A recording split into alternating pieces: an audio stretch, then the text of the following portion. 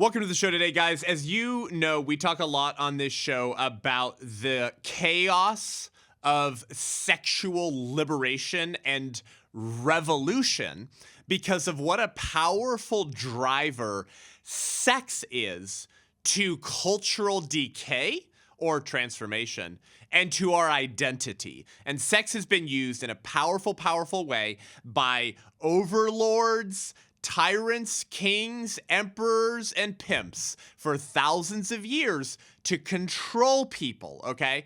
And if you want to just begin to scratch the surface to understand what's happening in America, to the innocence of our children, to the early exposure to pornography, to the grooming of minors, to the transgender movement that talks about trans kids projecting a sexual identity onto minors, to PornHub, which we just talked about with Katie Faust, pulling their websites from states that just want to do an 18-year-old age verification thing when you get to the website. If you want to begin to understand just a little bit of this insanity, there's hardly a better person to help us navigate these waters than my friend Joshua Broome. He's been on the show before. He's a pastor, he's a brother, he's a husband, he's a father, he's a preacher, he's a leader, but he used to be an adult film star and a top grossing quote-unquote star at that. But Jesus saved him, redeemed him, and now he's a force to be reckoned with against those sexual revolutionaries who are at the forefront of decaying our culture and targeting your children with the most vile content you could possibly imagine. We're going to get into a lot more, but this brother is going to be at Life or Death Con conference this month in Washington, D.C., right around the corner. This is the kind of conversation that if you're in the car, you should probably, if you're driving with the kids, you probably shouldn't listen to it around the kids, but you should send it to your pastor who won't preach against porn and the sexual revolution. You should show it to your teenage sons, to loved ones in your lives who are probably dealing with secret sin. May this conversation break chains and bring people into freedom. Buckle up and welcome to the Seth Gruber Show.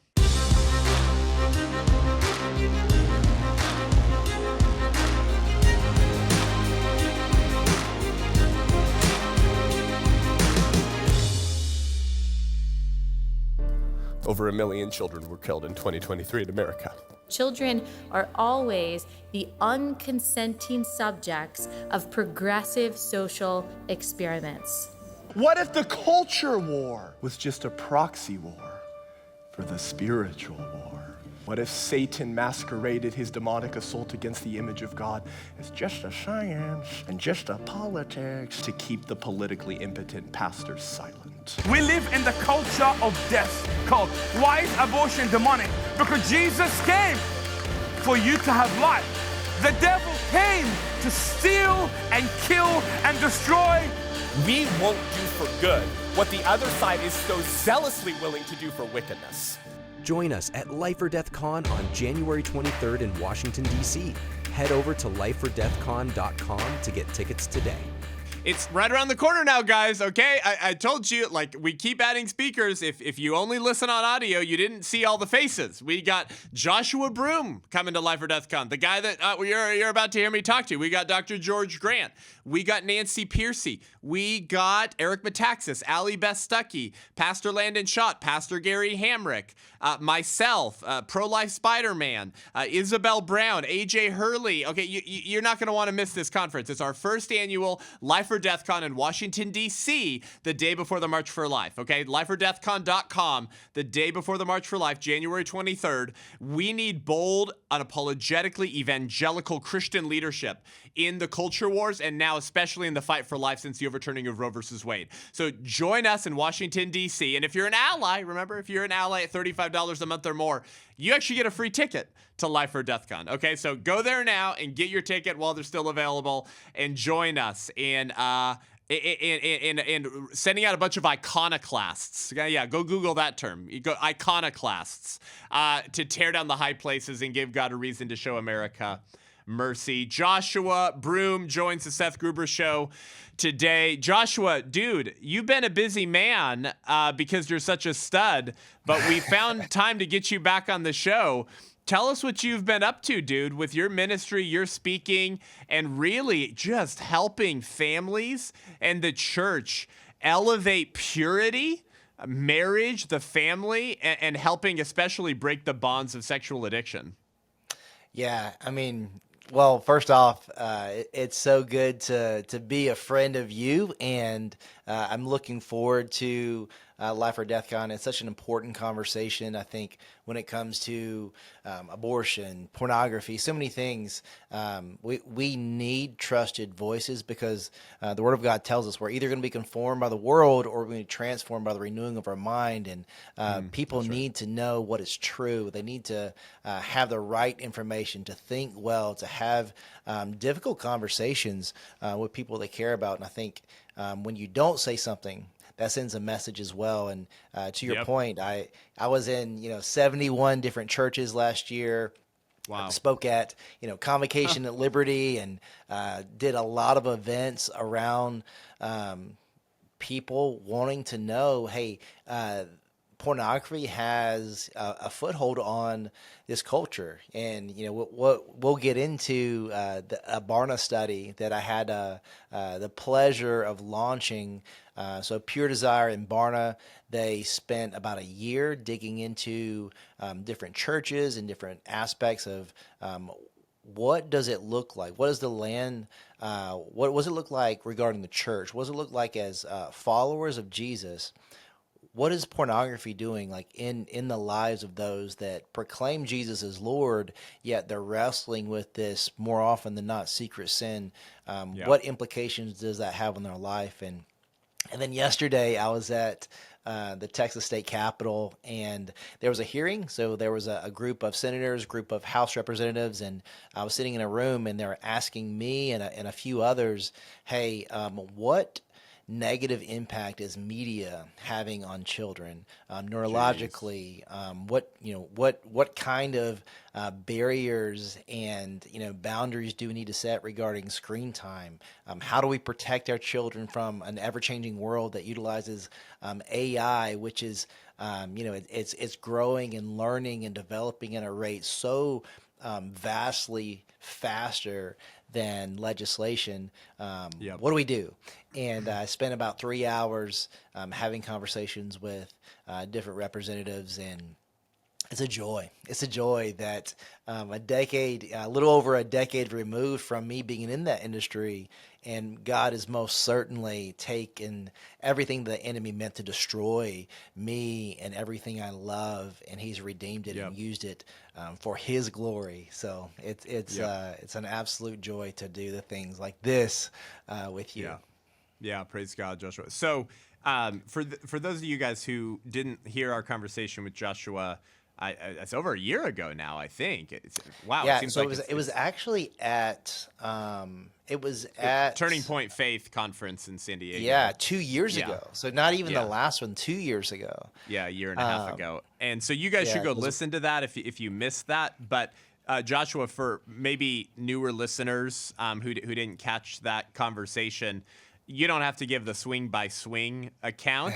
But give us the elevator pitch kind of summary of your testimony.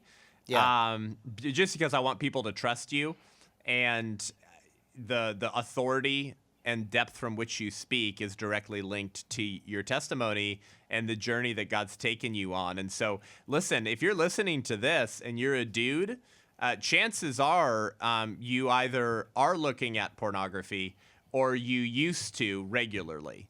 And praise God, maybe you've broken those shackles of sin now. My point is, Joshua, it's pretty ubiquitous. And that it's way more ubiquitous now than it was even 3 years ago, which is just insane. So tell us a little bit about your testimony for people that might have missed it, because I want people to see just the glories of what God's done in your life and why really you're positioned to speak on this with more authority than most. But first, we'd like to thank our sponsor of the Seth Gruber Show, Every Life Diaper Company, okay? I've been saying it from stages, telling you on here, because it's such an easy thing to do. If you already have to get diapers and wipes, do the small sacrifice of not spending your dollars with woke, anti-family companies that hate you and your values. And the shocking thing is almost every major diaper company in America, there's like at least 8 of them, that support abortion. Some of them paid for their employees, female employees, to go get abortions in blue states if they worked in a red state after the overturning of Roe. Some of them were posting pro-abortion mourning posts about the overturning of Roe on social media. Okay? Don't give your money to people who say, yay, babies, take care of babies with our materials and celebrate killing them. Go to everylife.com to get your shampoo baby stuff, your wipes, your diapers, and you can do a subscription. You save a little money. But most importantly, make the decision and use promo code Seth10, Seth10 to get 10% off your first order. Okay? And let them know that we sent you and you support the White Rose Resistance and the Seth Gruber Show as well. Everylife.com. Okay? I know the CEO and founder. They're friends of mine and my wife's. We love them. They're a wonderful people. We use EveryLife. Get your diapers, your wipes, your baby goods at everylife.com. Promo code Seth10, Seth10. And hey, tell the nursery at your church to get their diapers from EveryLife as well. Thank you, EveryLife, for being a sponsor of the Seth Gruber Show. Yeah, so for me, I grew up in a very small town in South Carolina, and my mom got pregnant with me at the age of 15, had me at 16, and I grew up in my grandmother's home for a few years with my mom, so no dad around, and that was the case my entire childhood. So not having a dad, and then you know, growing up in an age where I'm looking for guidance, I'm looking for affirmation, and being in a place where the town was small enough where I could see my father, he just chose not to be in my life. So as a man or as any person, just the way that conflicts works in your mind, if I can't make sense of the chaos in my mind, I'm going to go crazy. So the way that your brain works is, well, you provide a solution. And the solution that I provided was, it must be my fault. So if it's my fault, then it must be up to me to resolve the conflict of me not being chosen. So I tried to outweigh that feeling with being a great student, a great athlete, conquest after conquest with women. And that kind of set me on a trajectory where I'm seeking affirmation through accomplishments and others to kind of fulfill the reality of what I really wanted, which was to hear my father say, "Son, I'm proud of you." And I thought that I could, even if it was an distorted, augmented, fictitious version of that, I thought if I won enough in life and got enough, high fives and fist bumps and awards, then maybe that would replace that in some way.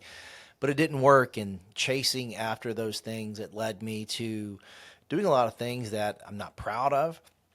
And as a teen, super promiscuous, I studied theater in college for a few years, moved to LA, was acting and modeling. In the middle of that, group of headhunters for the porn industry came up to me and said, "Hey, would you consider doing pornography?" And, I didn't have a good reason to say no. So I said yes. And when you don't have a good reason to say no, even if, from the outside looking in, it's like, why would you say yes to that? Well, from a secular point of view, why would you say no to that? And I said yes. And that one decision, it led to, the destruction of everything that I've built regarding acting and modeling. My agent fires me. My family finds out. I feel just overwhelmed with shame, so I distanced myself from family and friends, and that led to me being in that industry. But again, same personality, so I doubled down, and I understood people. I understand how to, leverage equity with directors, and I was gifted in understanding the camera.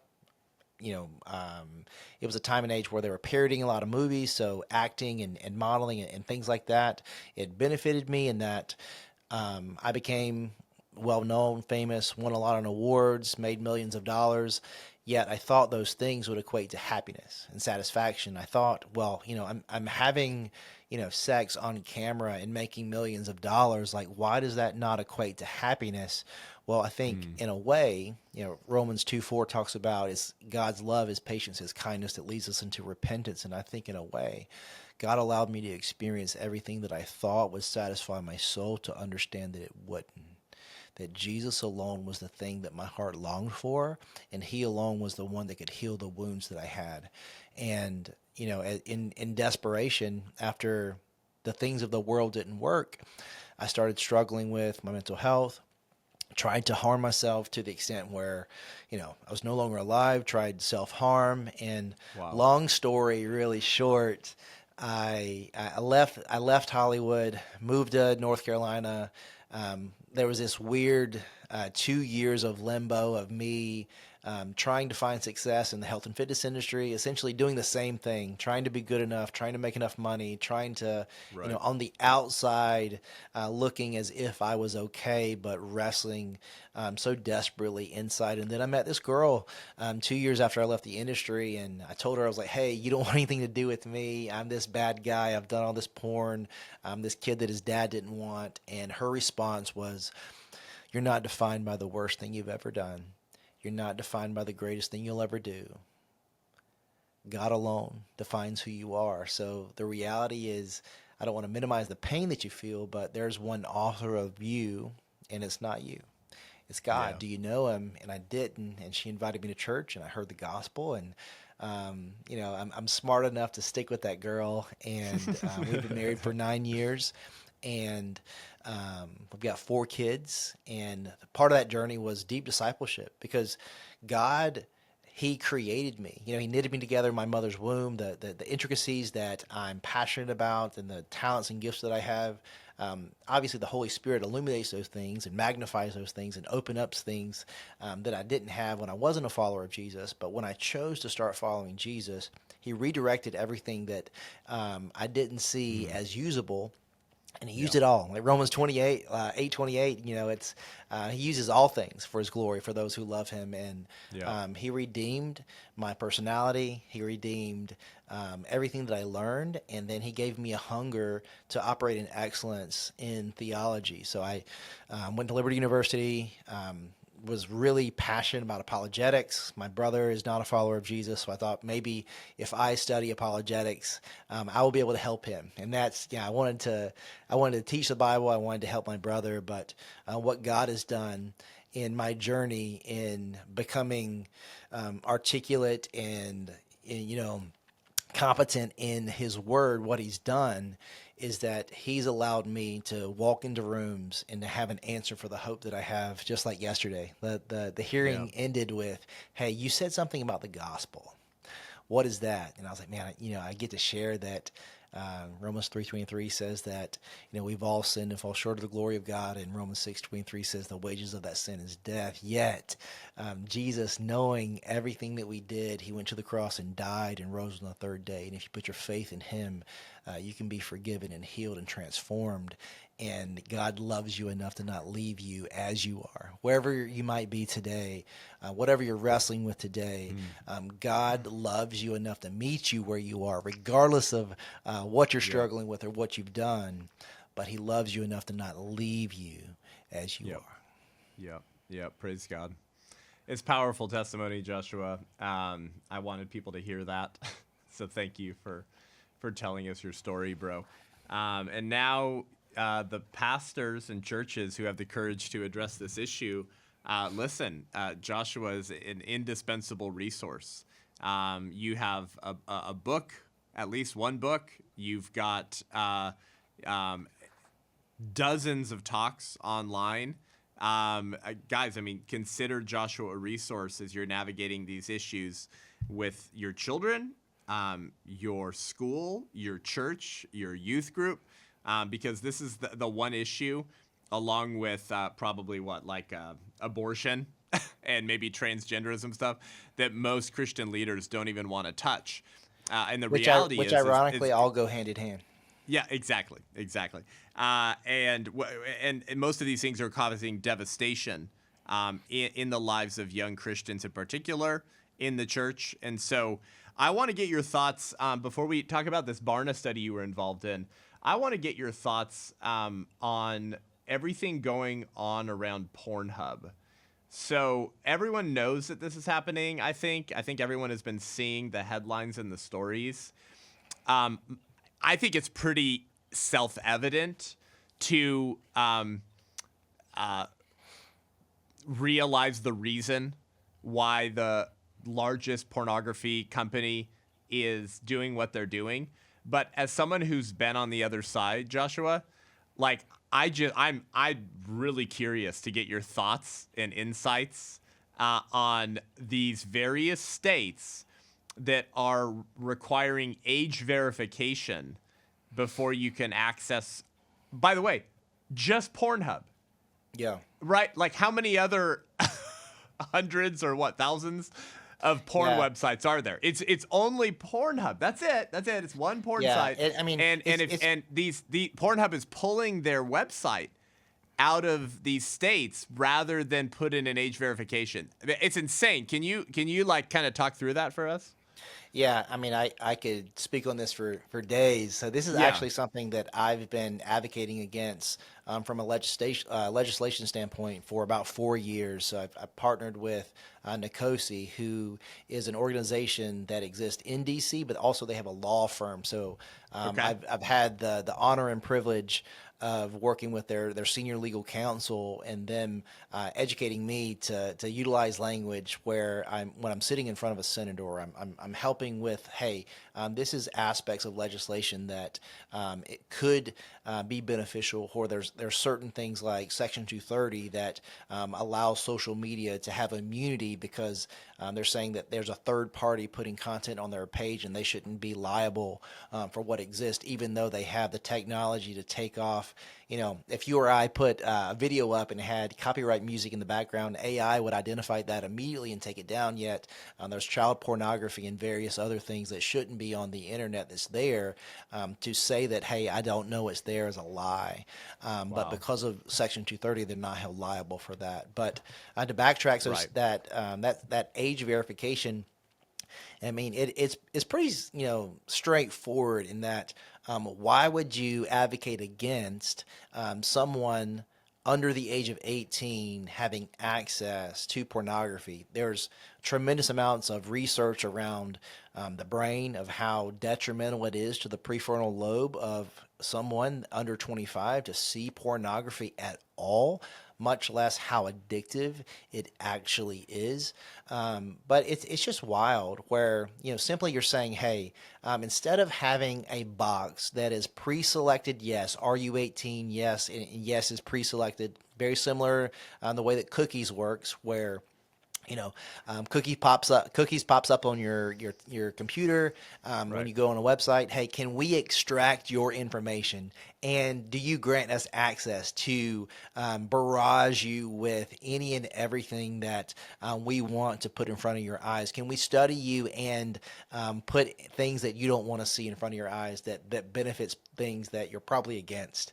But yeah, so simply, hey, we wanted clear legislation where there was actual age verification, where you had to provide some kind of documentation that's saying, hey, this is me and I'm over 18 and I'm upon my own volition choosing to watch this content. And instead of implementing that, Pornhub has chosen to say, hey, if you're going to implement that, we feel so offended that we're going to remove access statewide. And Louisiana 3 years ago was the first state to do that, and then 7 states followed, and then that has grown since then. But actually, this upcoming week, Lee, is that correct? This upcoming week, Angela is saying that it's going to the so it's going to the Supreme Court in less than 7 days. So if you're hearing this in less than 7 days, it's going to the Supreme Court. Is this something that's going to be mandated, across every state? So be prayerful for that.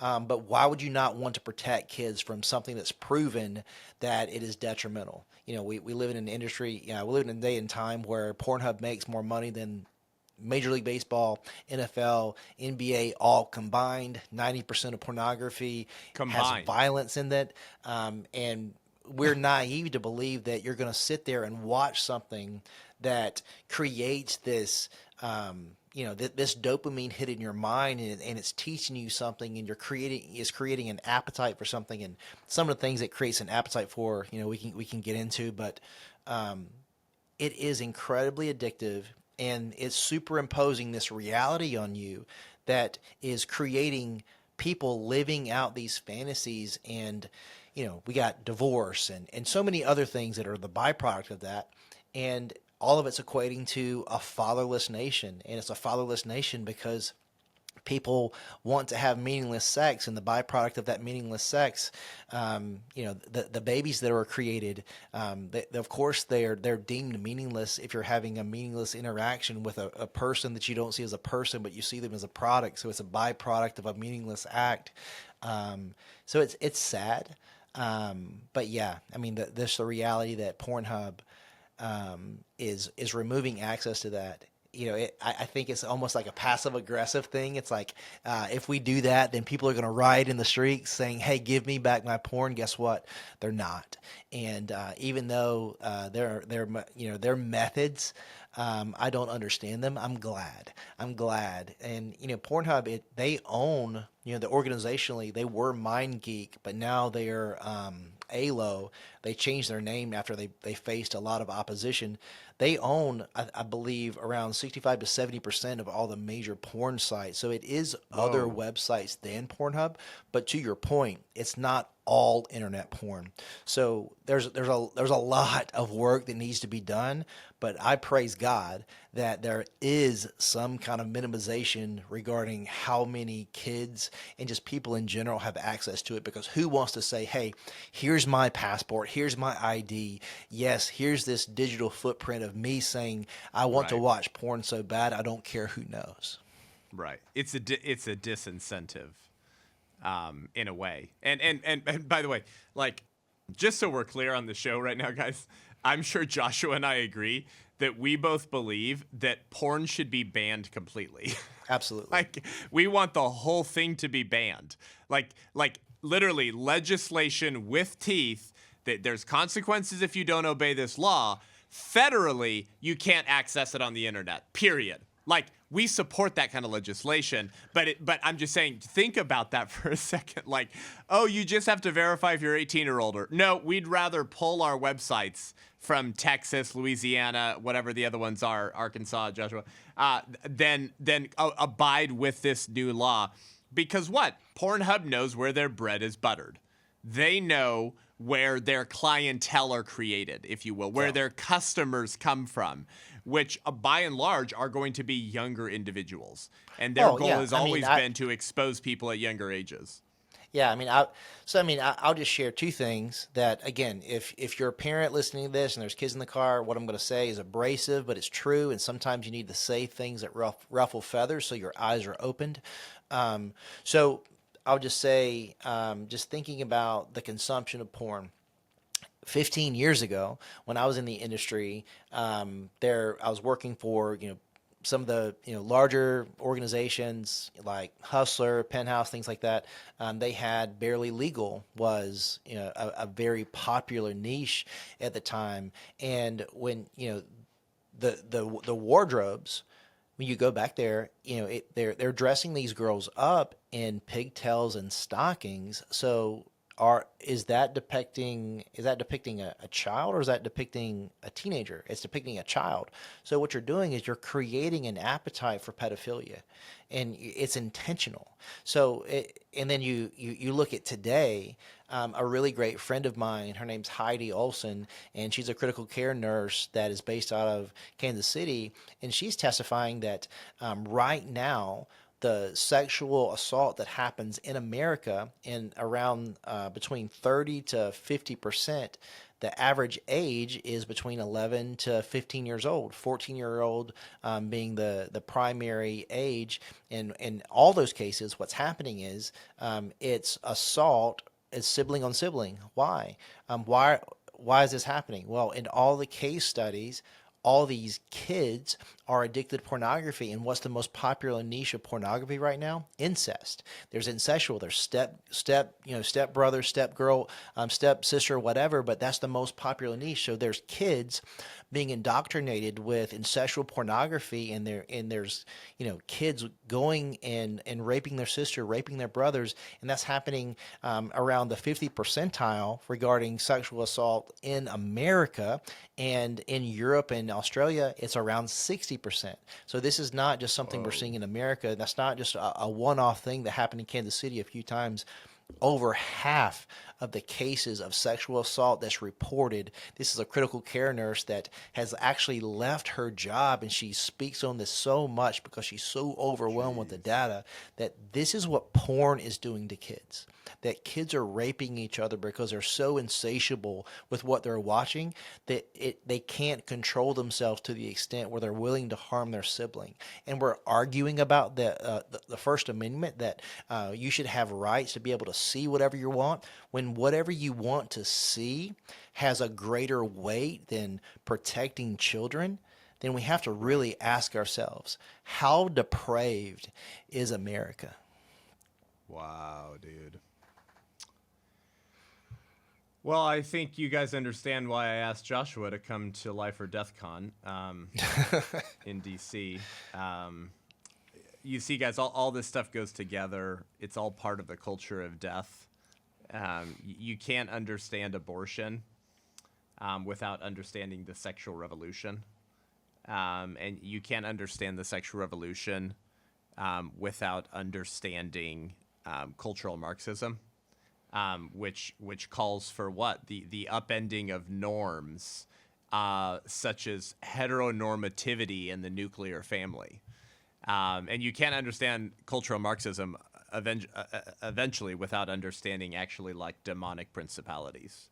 When you look at the history behind cultural Marxism, the occult, the Satan stuff, the weird spiritual darkness is so obvious and blatant and in your face. And all this stuff goes together. I mean, you have to sexualize a community first before you can sort of control the masses. That's what every sexual revolutionary believed. Margaret Sanger probably did this better than almost anyone else. They all understood, Joshua, that if in order to have a social revolution, because most of these people believe in collectivism, right, or some sort of socialist or communist government, in order to have a social revolution, you first had to have a sexual revolution. Yeah. Because when people are unmoored from morality, when they're tossed about by every wind and wave, when they're a slave to their desires, it's been said a man has as many masters as he has vices. Once the people are like pigs, basically, then revolution is not just easy, it's inevitable. And so I hope you guys understand like why I love Joshua's ministry and his message, and why he's coming to Life or Death Con, because all of these sort of issues intersect. Now, Joshua, interrupt me at any time, because you have such depth that you speak from. But this was an interesting study that you were involved in, and I came across it the other day, and I texted you immediately because well, it's very, very shocking and horrible to even read this. I want you to talk about it, but here's what I read. The Barna Group has released a new study about the extent and impact of pornography in the culture and the church. One of those findings is that 55% of practicing Christians reportedly believe that one can view porn and be sexually healthy. Yeah, I mean, we know that we are up against, the father of lies, that Satan's strategy for Christians. If he can't rob them of salvation, if I can distract, deter and disarm you, then he can be successful.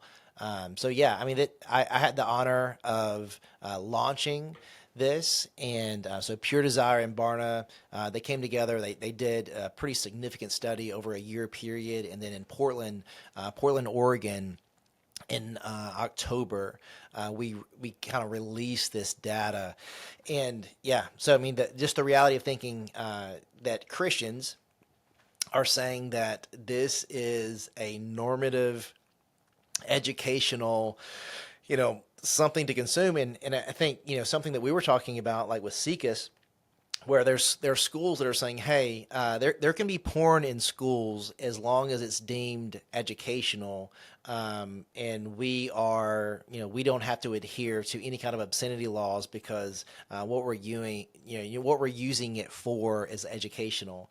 And I think that's Satan's plan. Like, Satan's plan is, to deceive you into thinking that you know best for yourself and that you can somehow, maintain autonomy over your life, and you're gonna know what's best. You're not, and you're gonna be dismayed, and you're gonna be distracted, and you're gonna be, you're gonna gravitate towards sin, and the enemy's gonna use these things to formulate the culture, and that's why in the U.S. we're living in a post-Christian world. And there were just so many things in that, and I mean, I spoke at an event recently where I spoke and then I did a Q&A, and literally the very first question, it was honest, but it was a new believer, and he was saying, hey, I don't utilize porn a lot to watch it and to whatever, but me and my wife do watch it to get ideas of how to be intimate. It's like, man, sex is not complicated. It's beautiful. It's like wow. You don't need you don't need an educational guide to figure out what feels good between a husband and a wife. Just like trial and error. But it's just so bizarre to me. And then, there were so many aspects of that. What I thought was the most interesting piece of data, where they surveyed around 3,500 different churches, and what they found was pornography was the most problematic thing for men in 84% of those churches. Yet in those same churches, only 8% of them had some type of dedicated specific program to walk these people through. What does it look like to not just abstain from it, understand how do I remove the rewiring of what this pornography has done? And it's like we're so scared to talk about it.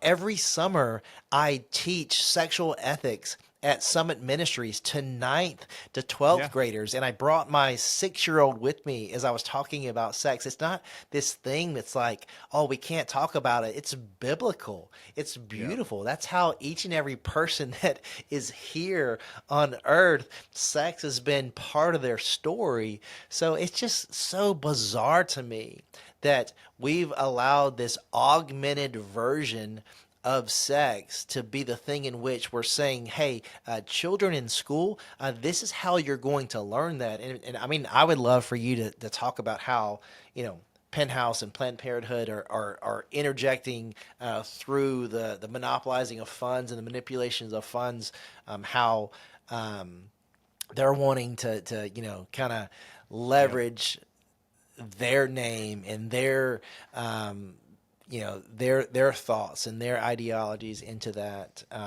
world. But yeah, man, it's insane. It's like we study the church, and guess what? The church, followers of Jesus, are struggling with porn. Yet there's no one willing to talk about it, and there's no strategic plan of saying, hey, this is how we're going to eradicate this problem that is prevalent in the church. And then you look at, there's 3 secular pieces of data that says a large amount of the divorces that happen in the U.S., and again, this is 3 large secular law firms saying in 51% of the divorces that happen in America, pornography was either the primary catalyst for the divorce, or it played a factor into a deeper level of deceit or infidelity that led to the divorce. So again, we know this. We know that the byproduct of fatherlessness is every problem any person, regardless of your ideology or religious belief, would say, hey, these are the biggest problems in the United States, and fatherlessness is the greatest predictor of those things happening in those child's lives. Wow, bro. By the way, I'm sure you know the answer to this, Joshua, but for people listening, why is it that so many pastors of this 3,500 sample size that were looked at, why is it that hardly any of them have only 8% of them have a dedicated initiative or ministry or outreach within the church to address that? It's because most of those senior pastors are looking at porn every week themselves. I mean that's the reality. Where, like you said, there was part of the study where, again, these are followers of Jesus, 18 to 24 years old, around 80% of guys and 60% of girls that go to church, proclaim that they are followers of Jesus, in the 80th percentile of guys, 18 to 24, and in the 67 percentile of women are saying, hey, we see pornographic content at minimum once a month. And we know how, these are great data samples, and we can learn from data, and we can, make decisions based on data. But when you do these type of things, data is only good as people are honest. So what we know, right. If pornography is being watched, to the extent where on PornHub, the Harris Waltz campaign did 3 different ads on PornHub where they had a very bad actor portraying someone that looked like Donald Trump, saying, hey, there was a guy that was masturbating on the couch, and this guy grabs his phone and saying, if you want to keep your porn, you better vote against him because he's coming to take your porn. And that was a legitimate political strategy, that you're going to run this ad on PornHub. Why? Because they get 120 million viewers a day. That's why. We live in such a bizarre time, and you think about, why aren't people serving at a greater rate? Why do people feel discontent within the church? Why is divorce happening? Why is infidelity happening? Why are we seeing all these things? Well, we're not willing to address something that is incredibly problematic and toxic within the church. And it's just insane. Like you spend so much time focusing your energy in directions that it's not that they don't matter, but if there's a massive problem that you've identified, why not address it? And to your point, it's either someone struggling with it, or they've experienced, they've been indoctrinated from a legalistic standpoint to the extent where you can't talk about it. And I think that's how we got here. In the church, it was, you can't talk about it. And then it was a man's problem. And then so many times, again, I've done probably 150 events over the last 3 or 4 years, like specific men's events, and I haven't not heard once. I haven't gone to any of these and not heard from someone, just guys being guys. Well, not if you are basing your life built on biblical principles. That is not what a man. That is not what a man looks like. That is not how to be a man. So we take this problem that we don't know how to talk about. We're not willing to talk about, and all of a sudden we become desensitized to the extent where it's normative. Well, what is that? That's Romans 12:2. We have conformed our thinking and our language to the world, in contrast of being renewed and pushing against culture. And that's why I love what you do. Wow. Dude, talk about libido dominandi. There you go. Vote for Kamala Harris and you can keep your porn. I mean, you can't. That was their primary strategy. It's like, if you want to abort babies and watch porn, then that were the two issues. Those were the two things they pushed the most, right? Yeah.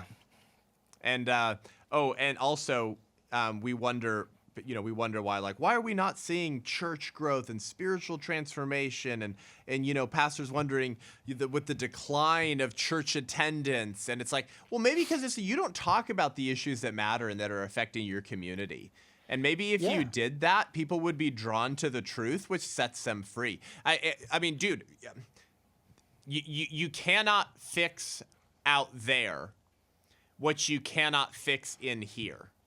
And by in here, I mean in the church, right? That judgment begins in the house of the Lord. I love this quote I came across the other day. It says, "A great civilization is not conquered from without until it has destroyed itself from within." I mean, this is Judges 6 all over again. Yeah. Like, God, why do the Midianites oppress us and rob and steal from us? Why? Because you got an Asherah pole over there where you're having orgies, and then you have a Baal statue over there where you pass babies through the fire. What are you talking about? Why don't I liberate you? It's like, well, God, why aren't we experiencing revival and reformation in our church? Because you have an Asherah pole in your church, essentially. You have 50% or more of your men addicted to porn, and you won't touch on it as a pastor, and you're wondering why it feels like a dead church. So, I mean, dude, you're right over the target.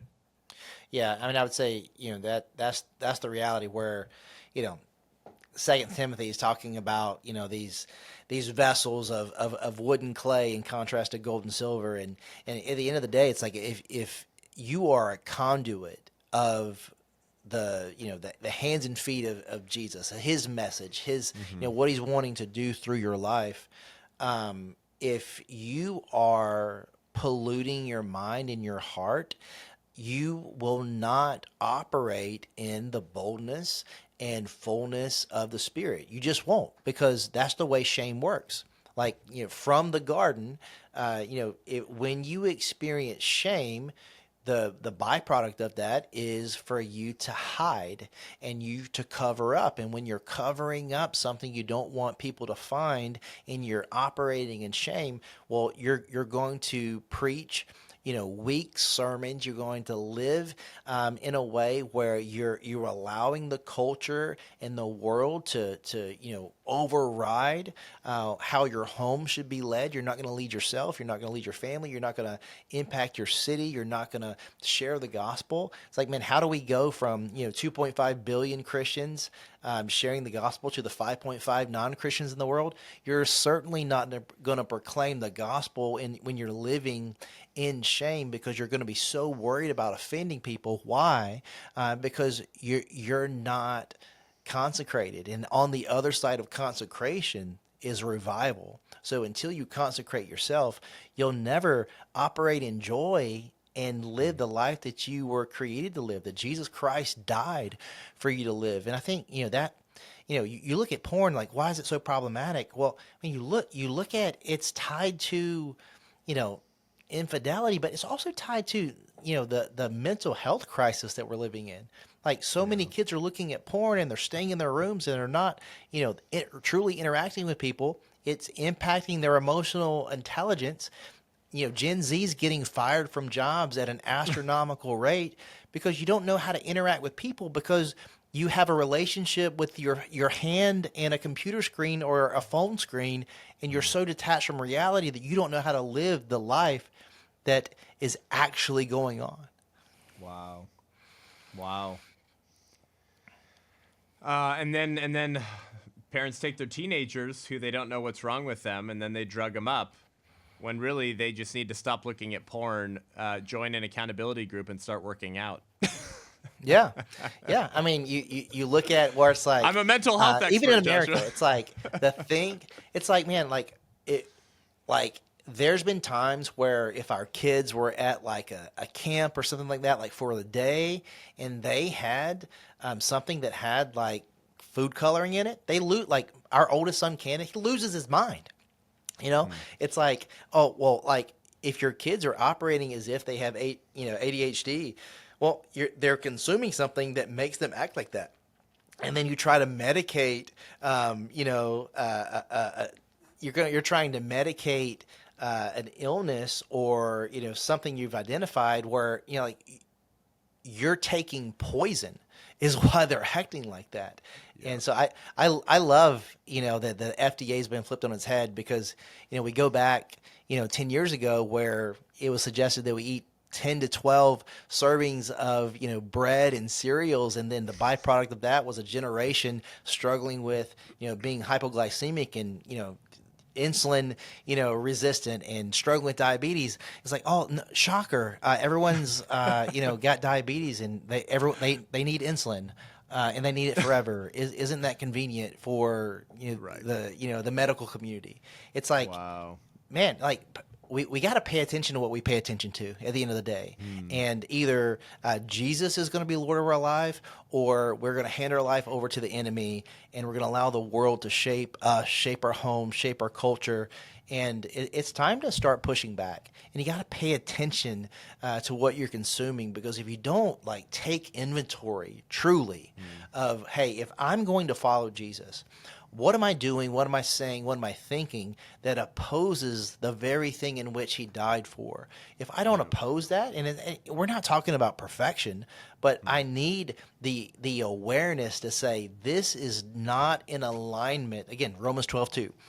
Why is it important not to be conformed by the world? So that I can discern what is God's good, pleasing, and perfect will. He's given us the law to be a mirror so that we can look at ourselves and see our brokenness, and then strive and move towards the person of Jesus, not to be perfect, but to strive to be holy, so that we live in such a way that gives him glory and actually gives us satisfaction, actually leaves our kids and families healthier and happier, and we impact the world in the way that Jesus wants the family to function. Yeah, it's good, Joshua. Wow. Way to send us out on the truth, brother. I hope that was encouraging to people. Stick around. I want to tell you something in just 1 second, Joshua. But guys, thanks for tuning in today. Head on over to iTunes, Spotify, YouTube. Give the show a rating and review. Go to Rumble and subscribe in case the Google overlords at YouTube ever digitally assassinate me and my channel. Go to, and let me make sure I get it right now, joshuabroome.me, joshuabroome.me. To get his book, to get help with porn addiction, to look at his sermons and interviews, or to book him to speak somewhere. And join us in Washington, D.C. at Life or Death Con, and you'll hear Joshua Broome on a panel as he brings this powerful word of truth and how all of these issues go together so that the church can stand against these evils and really protect our children and the next generation. Make sure that you pick up a copy of my book, The 1916 Project, or host a screening of the film at your church. Go to the1916project.com. And make sure to get tickets while they still last by going to lifeordeathcon.com. And hopefully we'll see you in Washington, D.C. the day before the National March for Life. Until next time, I'm Seth Gruber, and this is The Seth Gruber Show.